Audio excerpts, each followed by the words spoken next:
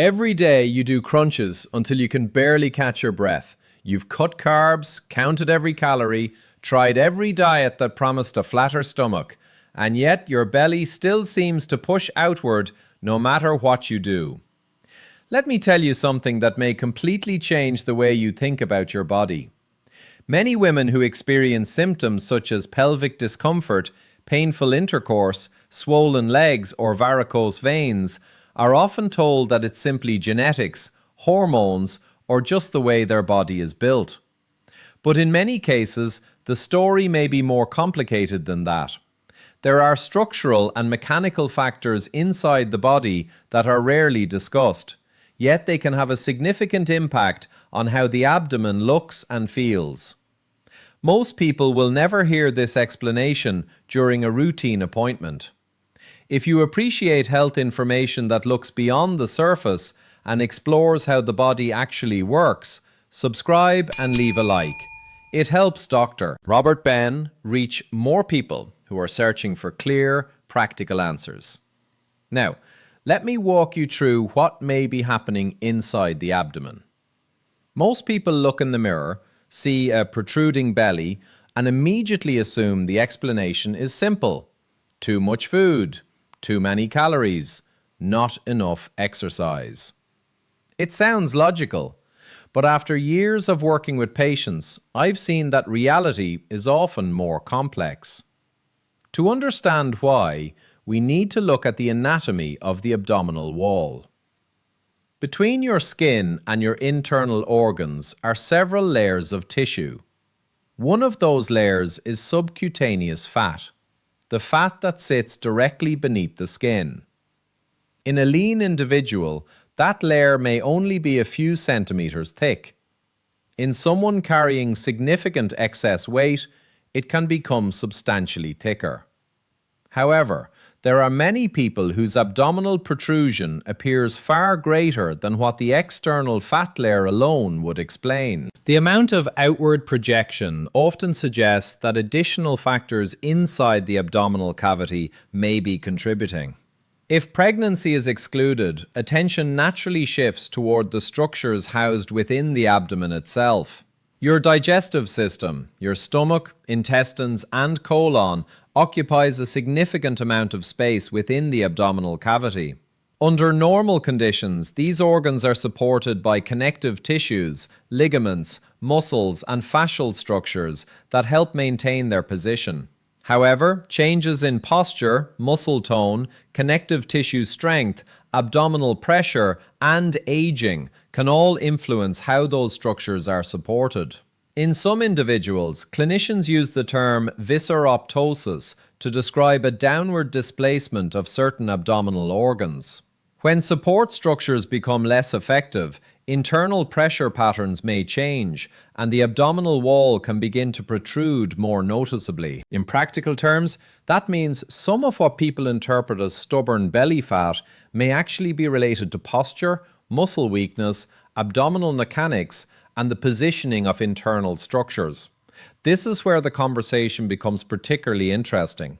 Many people spend years trying to solve a mechanical problem with dietary restriction alone. Diet certainly matters for overall health and body composition, but it is not always the entire story.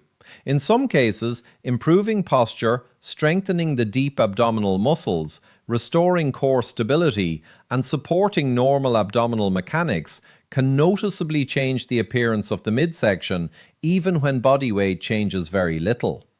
I have seen individuals focus on specific corrective exercises and movement patterns and notice visible improvements in how their abdomen sits within a matter of weeks. Not because they lost a dramatic amount of fat, but because they improved the way their core supports the structures inside it.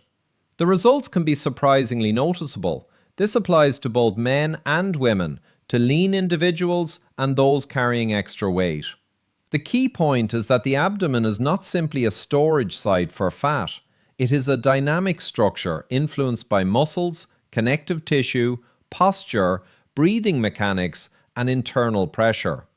Now let's talk about why this matters beyond appearance. Because the discussion is not really about aesthetics.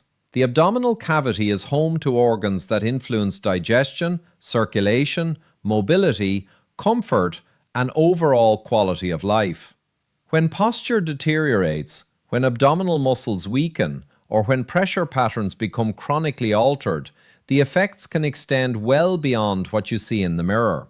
Many patients are surprised to learn how closely core function is connected to symptoms throughout the body. And understanding those relationships is often the first step toward making meaningful improvements. The major veins responsible for carrying blood from your legs, pelvis, and lower abdomen back toward the heart pass directly through this region. Venous blood, the blood that has already delivered oxygen to your tissues and must return to the heart for recirculation, depends on unobstructed flow through these vessels. When increased abdominal pressure develops in the lower abdomen, or when internal structures place excessive strain on this area, venous return can become less efficient. Blood flow begins to slow, and a form of venous congestion can develop throughout the lower body. What does that look like in real life?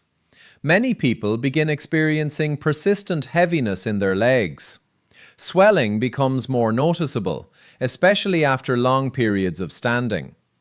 Varicose veins, the enlarged, twisted veins that become visible beneath the skin of the calves and thighs, often progress over time. Hemorrhoids, which are essentially enlarged veins in the rectal area, are frequently associated with similar patterns of increased venous pressure.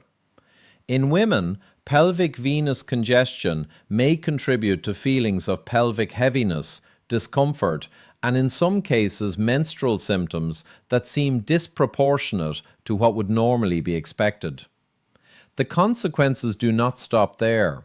The bladder sits within the same crowded anatomical space.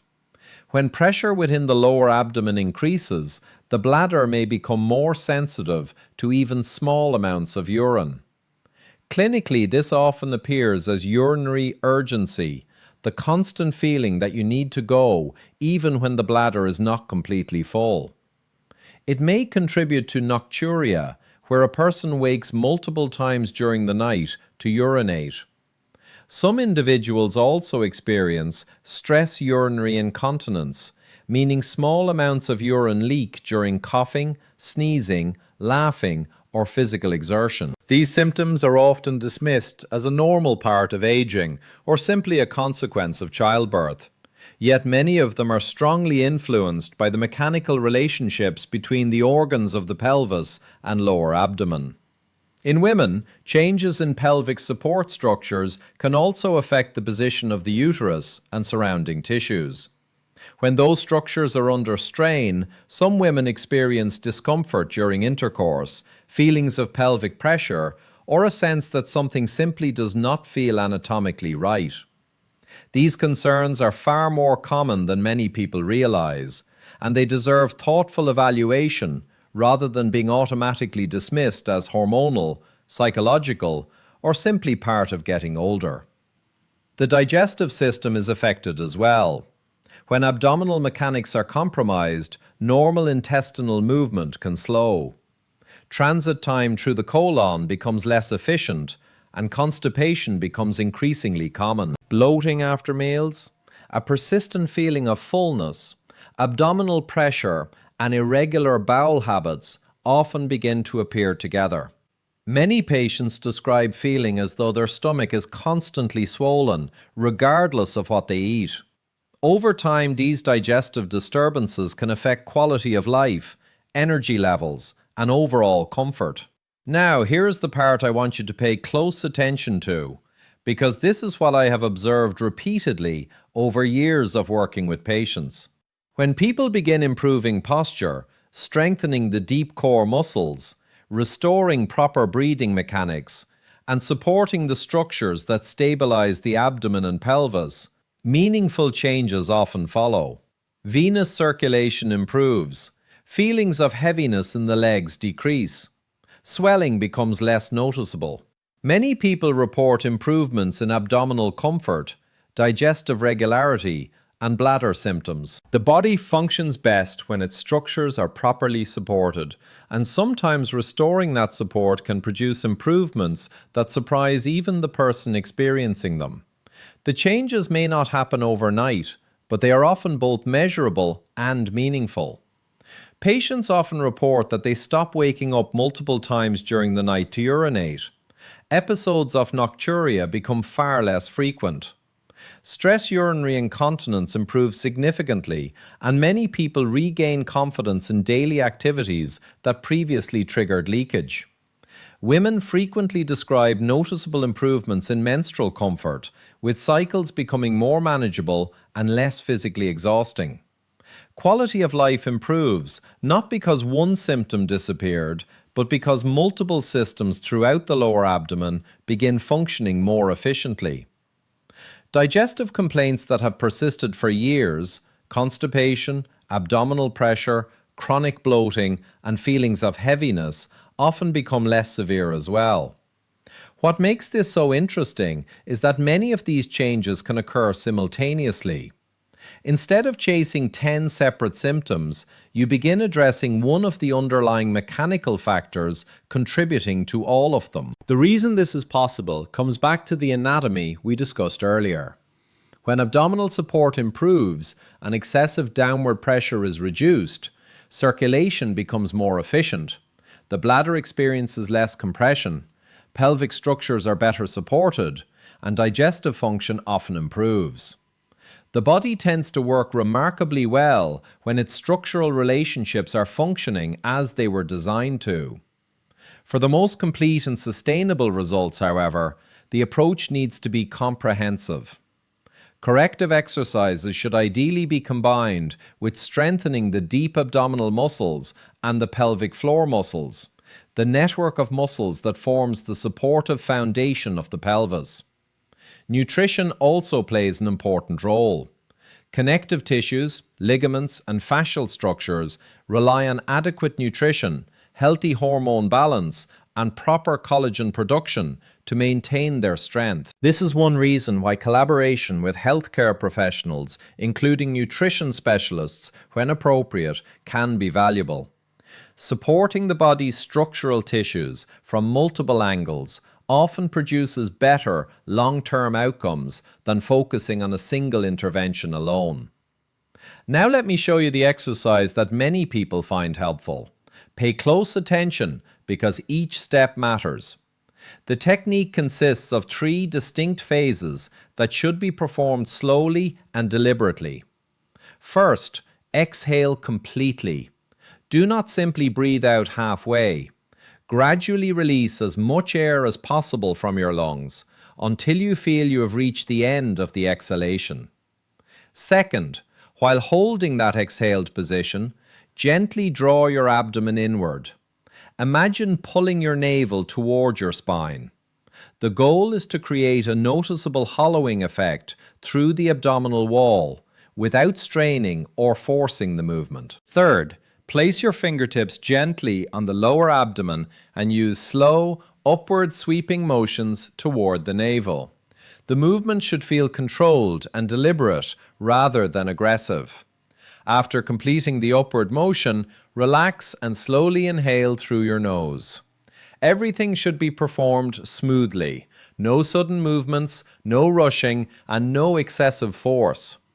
The effectiveness of the exercise depends more on consistency and proper technique than on intensity. One of the most common mistakes people make is performing the movements too quickly or with only partial effort. They rush through the breathing, barely engage the abdominal wall, and then wonder why they see little change. Take your time. Focus on the quality of each repetition. As your technique improves, many people also notice a secondary benefit: improved breathing control and stronger respiratory muscles. The diaphragm, abdominal wall, and supporting muscles become more coordinated with regular practice. Some people worry that placing pressure on the abdomen might be harmful. When performed gently and correctly, the goal is not to force organs into position or create discomfort. The goal is to improve awareness of the abdominal wall, breathing mechanics, posture, and muscular support. If you experience pain, significant discomfort, or have an existing medical condition involving the abdomen, pelvis, or digestive tract, it is always wise to discuss any new exercise routine with your healthcare provider before beginning. Like any therapeutic technique, proper guidance and consistency matter far more than force. I want to address a concern that many people have when they first hear about this technique. They worry that pressing on the abdomen might somehow damage an internal organ. As your doctor, I want to put that fear into perspective. The structures inside your abdomen are protected by multiple layers of tissue, including the skin, subcutaneous fat, connective tissue, abdominal muscles, and the membranes that line the abdominal cavity. The amount of pressure you can comfortably apply with your own hands during a controlled exercise is generally far below the level required to injure healthy internal organs. Your body also has built-in protective mechanisms. If something feels uncomfortable, painful, or excessive, you instinctively reduce the pressure. That feedback system is one of the reasons self-directed movements tend to remain within a safe range. Similar concerns often arise in people who have undergone abdominal surgery. In most cases, once a surgical incision has healed appropriately and your physician has cleared you for normal activity, gentle abdominal mobility exercises can be performed safely. In fact, movement and gradual tissue mobilization are often encouraged as part of long-term recovery, because surgery can sometimes lead to the formation of adhesions, bands of internal scar tissue that may restrict the natural movement of surrounding structures. Gentle stretching, mobility work, and improved abdominal mechanics can help support normal function during the recovery process. Now, how often should you perform this exercise? Consistency matters more than intensity. A simple starting point is 2 to 3 complete repetitions before bed each night. That means completing the full sequence of controlled exhalation, abdominal engagement, and upward lifting movement 2 or 3 times. Many people choose to add a morning session as they become more comfortable with the technique. The goal is not to perform hundreds of repetitions. The goal is to create a daily habit that reinforces healthy movement patterns and improves abdominal support over time. One of the biggest misconceptions in rehabilitation is the expectation of overnight change. Connective tissues adapt slowly. Ligaments, fascia, and supporting structures require months of consistent stimulation, proper nutrition, and adequate recovery to remodel effectively. Real improvement is usually the result of steady effort rather than quick fixes.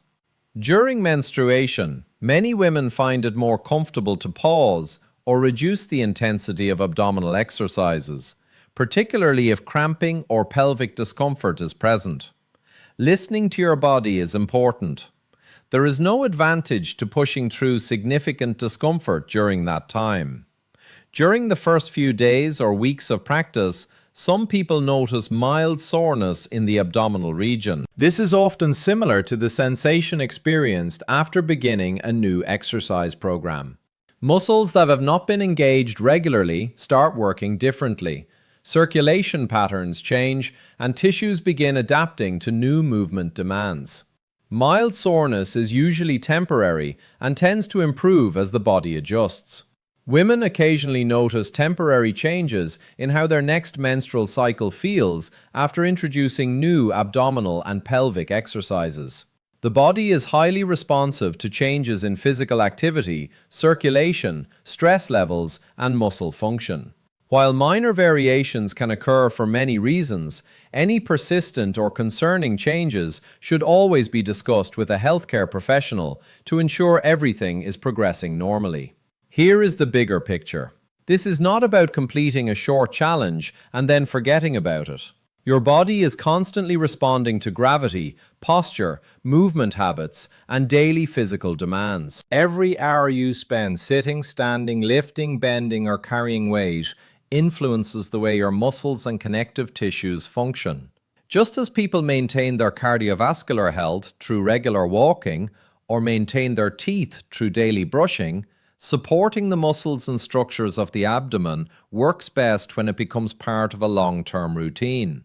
With consistent practice over time, many people notice improvements in posture, core stability, abdominal control, and overall comfort.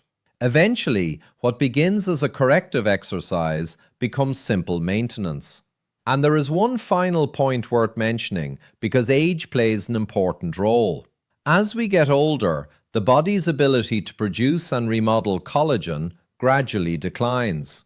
Connective tissues become less resilient, recovery takes longer, and structural support systems may weaken if they are not actively maintained. This is one reason why changes in posture, abdominal support, and pelvic function often become more noticeable after the age of 40.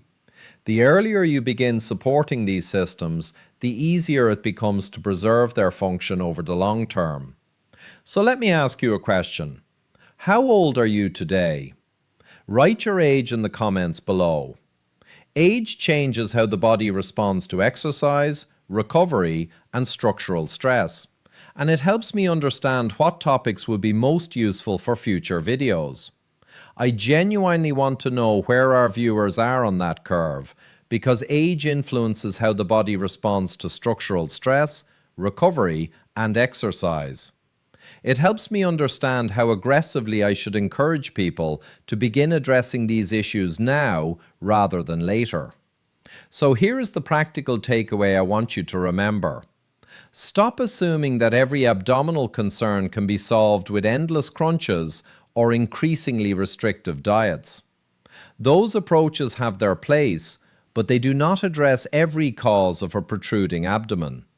In many cases, posture, core stability, abdominal mechanics, and the support structures surrounding the digestive system deserve just as much attention. Start practicing the 3-step exercise tonight. Begin with a complete exhalation. Draw the abdomen inward while holding that exhaled position. Then perform the slow upward lifting movement using your fingertips from the lower abdomen toward the navel. Complete 2 to 3 controlled repetitions before bed. If you want to be more consistent with the process, consider adding a morning session as well. The key is not intensity. The key is repetition over time. If you have previously undergone abdominal surgery and have fully recovered with clearance from your healthcare provider, there is usually no reason to avoid gentle abdominal mobility and breathing exercises. If you are menstruating and experience discomfort, it is perfectly reasonable to reduce intensity or pause until you feel comfortable again. Pay attention to your body as you move through the process. Notice changes in abdominal comfort, digestion, sleep quality, bladder symptoms, posture, and overall well-being. Many people report meaningful improvements within several weeks of consistent practice. Not because they discovered a miracle solution or followed an extreme diet, but because they began addressing mechanical and functional factors that may have been contributing to their symptoms all along. Over the years, I have seen countless people spend enormous amounts of energy chasing symptoms, while the underlying issue remained unaddressed. Sometimes the answer is far more straightforward than people have been led to believe. The human body is a mechanical system as much as it is a biochemical one, and understanding that principle often changes everything. My name is Dr. Robert Ben, and my goal is to help you better understand how your body works so you can make informed decisions about your health. If you found this information valuable, subscribe to the channel, leave a like, and share it with someone who might benefit from hearing it. Every new subscriber helps us reach more people who are looking for practical, evidence-informed health education that they can actually use in everyday life.